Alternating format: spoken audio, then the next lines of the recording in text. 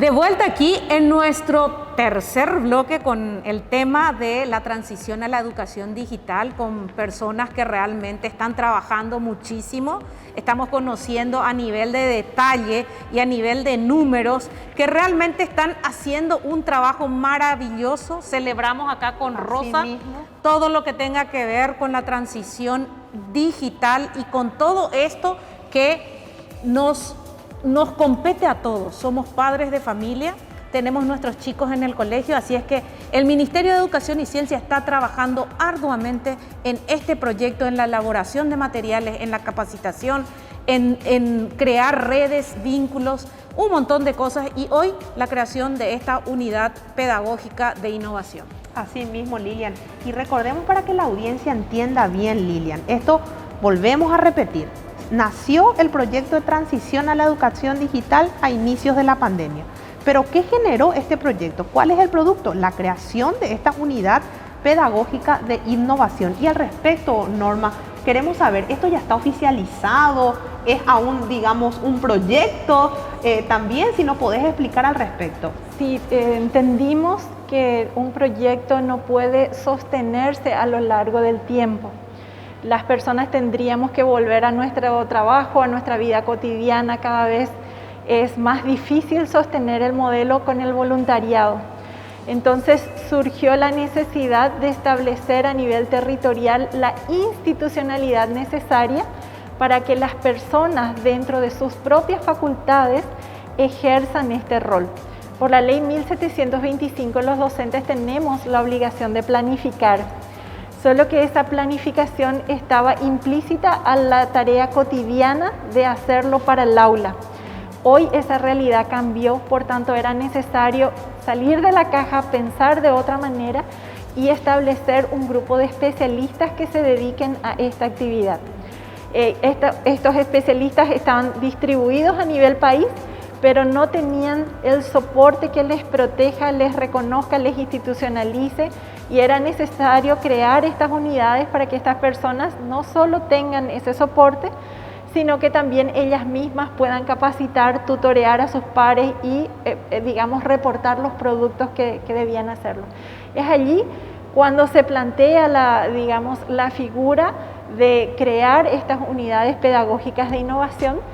Llega, digamos, al cargo el ministro Brunetti, se le expone el proyecto, la viceministra Alcira le plantea la alternativa y él inmediatamente emite una resolución, que es la resolución 78, tiene apenas un par de semanas de vigencia y fue excelente, puesto que inmediatamente ya los directores departamentales están reportando la legitimación de este proceso, porque ello implica justamente no solo contar con la resolución ministerial, sino que también a nivel de territorio gestionar todos los procesos administrativos para asegurar que estos docentes, que casualmente son los mejores, son los más requeridos en el aula, tengan un reemplazo en el territorio y aseguren que cuando tengamos que volver a la presencialidad, sus estudiantes tengan un docente que los pueda acompañar, ya que ellos tienen que dejar las aulas para pasar a ejercer este nuevo rol. Entonces, esa es un poco la intencionalidad. Pero Lilian, qué interesante, porque como bien decía Norma, era un proyecto y hoy hay un cambio organizacional en el MEC. O sea, imagínense que este proyecto hizo, y en lo que somos funcionarios públicos, porque yo también soy funcionaria pública, sé de lo difícil y complejo que es hacer un cambio organizacional. O sea, meter una nueva unidad en el organigrama de una institución pública es realmente una gran apuesta, un gran desafío, y el MEC lo ha hecho. Realmente mis felicitaciones a esta nueva administración y aquí a una de las protagonistas, porque realmente tratar de transmitir y hacer, poder argumentar esto, Lilian, realmente me parece un gran avance. Entonces esto ya está dentro del organigrama del Ministerio de Educación y Ciencias. Y lo más interesante es que a todo el territorio del país, no es acá en la administración central. Esa es la parte que a mí me motiva muchísimo, porque esto evidentemente son las mejoras de que se aplicaron gracias a la pandemia. Ahora tenemos que agradecerle a la pandemia, gracias a eso pudimos hacerlo. Entonces están trabajando así. Y comentanos, licenciada Silvia, sobre a nivel de territorio. Ellos tienen como un equipo en cada departamento, ¿es así? Así mismo, actualmente tenemos conformadas 15 UPIs. La idea es permear todos los departamentos. Cada dirección educativa departamental tiene una UPI conformada para todos los niveles, desde inicial hasta la educación media, como les decía. Las UPIs de la educación media tienen la particularidad que tal vez el coordinador de área de matemática es del departamento de San Pedro, pero él trabaja con colaboradores de todo el país. Tiene colaboradores de Itapúa, tiene colaboradores de Alto Paraná, tiene colaboradores del Guairá. Es decir, ellos incluso ni se conocen personalmente, ellos están trabajando hace un año en forma virtual a nivel territorial. Es decir, así como nosotras nos conocíamos, Silvia. Mismo. Y trabajábamos, pero mismo. realmente estábamos trabajando en el mismo proyecto. Qué interesante esto sí es colaboración, esto sí es tener una red de docentes a nivel, y ¿por qué no? Les doy el desafío de que tengamos nuestra red nacional de docentes, Así es que ese yo creo que es el siguiente paso para seguir colaborando y seguir creciendo, porque una nación no va a ninguna parte. Podemos hablar de desarrollo, podemos hablar de todo, pero sin educación no nos vamos a ninguna parte, y eso podemos hacerlo en colaboración. Así es que felicidades realmente a ambas. Sé que trabajaron muchísimo el año pasado y siguen trabajando porque están metidísimas con esto, están convencidas, y mis felicitaciones y una honra de que puedan estar acá con nosotros en el programa y contarnos todos estos detalles. Así es que felicidades a todos, a todas estas UPIs, a todos estos 1.500 voluntarios que hoy se ven visualizados en una unidad pedagógica de innovación. Es así, ¿verdad? Efectivamente, y ahí también es una cosa que hay que rescatar, ¿verdad? Cuando estamos hablando de voluntarios, 1.500 voluntarios produjeron 11.000 recursos de aprendizaje. Cuando estamos hablando de funcionarios, nuestra meta cuando se integren todas las UPIs, hoy tenemos integrada 15 de las 18 que deben ser, nuestra meta es llegar con 110 personas a producir la misma cantidad de recursos que se producían con las 1.500. Uf, qué gran desafío, Norma. Porque por la ley de los rendimientos decrecientes, cuando más personas estamos, quizás vamos a ser menos eficientes. Y el punto ideal para la eficiencia es contar con esas 110 personas. Eso es lo ideal. Sí, y nosotros tenemos el desafío de producir materiales para 84 disciplinas. ¿84 o 87? 85. Tenemos el desafío, entonces, al tener 100 docentes para 84 disciplinas por semana, el promedio es bajísimo. Es casi un docente por cada disciplina, no más la fracción de equipo que se necesita para llegar a ese punto óptimo. Pero yo creo, Norma, que aquí, como nosotras somos unas fervientes apasionadas de las TICs, yo creo que gracias a esta creación podemos también fortalecer e implementar las TICs para que puedan hacer todo esto más práctico, más eficiente, ¿verdad? Y además muchísimo más innovador. Ya dice el monitoreo, ¿entendés? Entonces me parece que aquí podemos fortalecer y aprovechar que esto ya está creado. O sea, me parece tan valorable que esté dentro de la organización, sí. O sea, esté dentro de la estructura organizacional. A partir de allí yo creo que va a ser todo más fácil ir también. Ya me voy a la innovación tecnológica. Explicaba Lilian que innovación no solamente tiene que ver con tecnología, pero hoy sí yo creo que es una gran oportunidad para seguir apostando fuertemente en las TICs para que se puedan aprovechar mejor estos docentes que van a estar trabajando en eso. Ahí hay cosas muy lindas que casi no tuvimos tiempo de compartir, pero se produjeron también juegos interactivos en la línea de gamificación con los estudiantes de los bachilleratos. Eso se hizo el año pasado, este año queremos volver a repetir también. Otros proyectos nacieron, un programa que se llamó El Primer Paso, que llegó a 15.000 estudiantes, sobre todo para los chicos que querían acceder a los bachilleratos técnicos. El Gran Paso a 21.000 estudiantes, los chicos que quieren ingresar a la universidad. Entonces, esos son programas también que nacieron y tienen ese potencial para seguir desarrollándose y sobre todo, como bien dicen, si utilizamos la tecnología o esa, digamos, esa innovación, creo que pueden todavía surgir muchos otros proyectos, incluso mejores que estos. Excelente, vamos a eso para los siguientes capítulos, están invitados y nos pueden también pasar los datos de estas personas que de estos planes y programas que tienen ya implementados. Bueno, con esto nos vamos. Realmente que tenemos un montón de preguntas más, pero vamos a seguir profundizando con este tema. Así mismo, Lilian, queremos agradecer ya la presencia a Norma López, directora general del tercer ciclo de la Educación Escolar Básica y Educación Médica del Ministerio de Educación y Ciencia. También quiero agradecer a la licenciada Silvia Rodríguez, quien es directora del Bachillerato Científico. Muchísimas gracias por la presencia. Con esto vamos al corte y enseguida volvemos con más Visión STEAM.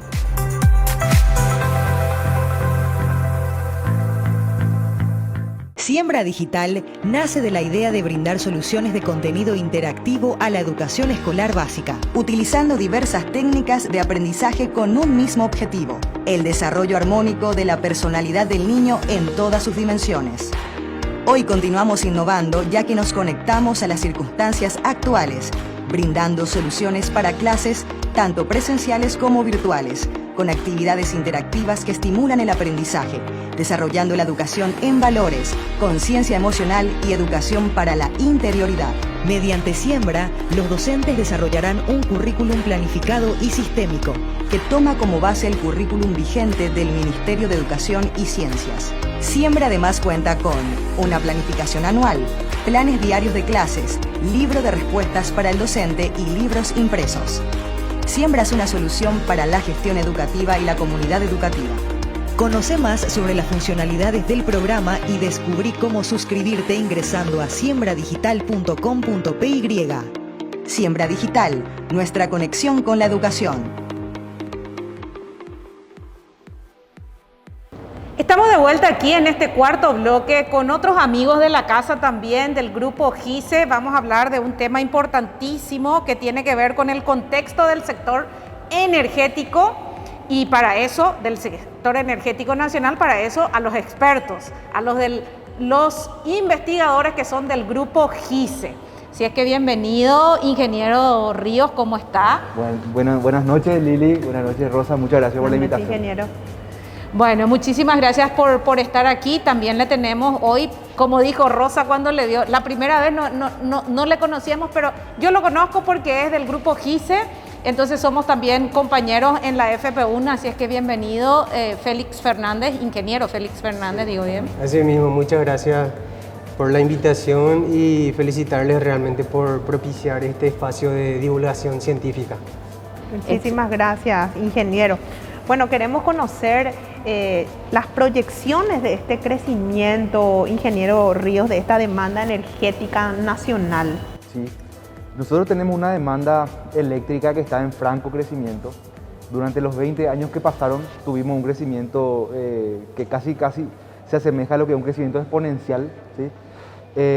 Vimos cuando empezó la pandemia, digamos que los casos aumentaban, se duplicaban muy rápidamente. Eso es un crecimiento exponencial cuando hay mucha velocidad de propagación, ¿verdad? La demanda de electricidad se está comportando de esa forma, sobre todo si uno ve durante un periodo de tiempo largo, ¿verdad? Y en función a eso, si las estimaciones se mantienen, nosotros esperamos que en los próximos 20 años esa demanda se triplique y que en los próximos 30 años, que sería el 2050, se quintuplique. O sea que nosotros estamos teniendo ahora mismo un periodo de bonanza energética con, digamos, centrales de generación que tienen un abundante superávit que nos permite sostener ese crecimiento, porque ese crecimiento se dio gracias a nuestro excedente en Itaipú, a nuestro excedente en Yacyretá, pero el ritmo de crecimiento que nosotros estamos previendo y que coincide, digamos, proyecciones de lo que es el Viceministerio de Minas y Energía, la ANDE también, vamos a tener que tomar decisiones respecto a cómo abastecer ese crecimiento en los próximos años. Eso por un lado, y por otro lado atendiendo a que el margen de crecimiento de electricidad es inclusive mayor si es que consideramos otros usos de la energía, porque la electricidad sigue siendo la tercera en la posición, digamos, respecto a otro energético como el petróleo y como la biomasa. que son los primeros energéticos que se consumen en Paraguay. Entre biomasa y petróleo está el 84% de todo el consumo energético nacional y la electricidad está en el último lugar, inclusive con el crecimiento que mencionaba. Entonces, si hablamos de transformaciones estructurales, como por ejemplo la movilidad eléctrica, pasar de usar petróleo a usar electricidad en el transporte, o inclusive una industrialización que pase de usar biomasa a electricidad en la industria, ese crecimiento eléctrico puede ser inclusive mucho más explosivo, ¿verdad? Entonces estamos ante una situación, ante una ventana que se nos abre en las próximas décadas, de que tenemos que tomar decisiones respecto a cómo fortalecer nuestro sector energético para que siga siendo el puntal de desarrollo del país. Qué interesante ese análisis que están haciendo los del grupo GISE. Realmente es un tema que, gracias a ustedes, los del GISE, el año pasado tuve el privilegio de poder entender, y es lo que queremos hacerle conocer a esas personas. Si nosotros hablamos de transformación, decía, y me quedo con eso, ingeniero, si hablamos de transformación, tenemos que hablar, uno para la industrialización y el otro el consumo, por el tema de la movilidad, que son los dos, digamos, nosotros importamos muy alto es el porcentaje de la importación que tenemos, está en los primeros lugares, no sé si en el primero, pero el tema de para la combustión, digamos, todo lo que sea combustible, petróleo. Entonces, desde ese punto de vista, ¿qué proyecciones, ingeniero Félix, a nivel de fortalecer estas transformaciones que están pensando? ¿Ustedes ya también están visionando eso? Sí, gracias por la pregunta. De hecho, que el fortalecimiento de cada sector está muy bien especificado, ¿verdad? Por ejemplo, si es que nos vamos al sector eléctrico, ¿qué es lo que nos viene primero a la mente? Es la Administración Nacional de Electricidad, la ANDE, ¿verdad? La ANDE en el sentido de planificar sus inversiones. Ellos realizan justamente un plan maestro de inversión que está desagregado por segmento. ¿Segmento en qué sentido? Para el segmento de generación de energía eléctrica, ellos tienen sus planes de inversión de corto, mediano y largo plazo. De hecho, que en estos días ya estaría saliendo el nuevo plan maestro de generación, específicamente para ese segmento. Después también tienen su plan maestro para el área de distribución de la energía eléctrica, que finalmente vendrían a ser los conductores y los transformadores que vienen a alimentar nuestros hogares, ¿verdad? Sí. Y también tienen un plan maestro de transmisión, que serían las líneas de alta tensión que usualmente se suelen observar, ¿verdad? Entonces, en este sentido, hay muchísimas inversiones, que estamos hablando de miles y millones de dólares vinculados al sector eléctrico. Ahora bien, para las otras fuentes, por ejemplo, biomasa o hidrocarburos, planes de fortalecimiento de infraestructura para estos sectores se podrían observar en forma detallada en la política energética de la República del Paraguay al año 2040, que bien también estuvo asesorando en forma técnica del grupo de investigación a la elaboración de esta política, específicamente al Viceministerio de Minas y Energía. Y en este documento, que es tan importante para el país, se pueden ver los planes, programas, plazos a corto, mediano y largo plazo de justamente de lo que acabé de mencionar, para fortalecer cada uno de los sectores. Se podría decir, a ver si me queda claro, con respecto a la ANDE, estos planes, este plan maestro que equivale al tema de... vemos, por ejemplo, vimos a finales del 2019, vimos que Yacyretá había llevado todo lo que es su energía directamente ahí en donde la ANDE va a distribuir, por decirlo así. Pero llega hasta ahí. Toda esa distribución es el plan maestro que mencionaste, estos dos planes maestros que mencionaste. Así mismo es, Lilian. Y eso genera de que yo, Lilian, empresaria, amén, yo, Lilian, empresaria, pueda abrir una industria y digo, voy a usar la energía eléctrica en donde sí tengo. Esa infraestructura es la que está haciendo hoy la ANDE, ¿correcto? Así mismo. Bueno, yo tengo la oportunidad de viajar en esta nueva ruta Alberdi, la ruta que va hasta Alberdi, y veo que ahí hay una suestática, algo de la ANDE. Eso implica esa infraestructura que mencionaste. Así mismo, Lilian. Justamente como mencioné en cada uno de los segmentos. La ANDE en su nuevo plan maestro, bueno, de hecho que en el plan maestro anterior, está apostando mucho, en la parte de generación está apostando mucho a lo que sería la generación fotovoltaica y también a una generación híbrida en el sentido de que estaría utilizando la generación fotovoltaica combinada con generación diésel, ¿verdad? A largo plazo, ¿verdad? Y también está apostando mucho a energías renovables, por ejemplo, las pequeñas centrales hidroeléctricas.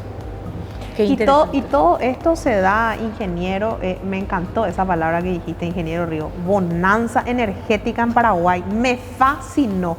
Y yo creo que todo esto se da, ingeniero, gracias a que lo que está atravesando Paraguay, y ya mencionaba el ingeniero Fernández, y eso se traduce ya y se está materializando en los planes de la ANDE.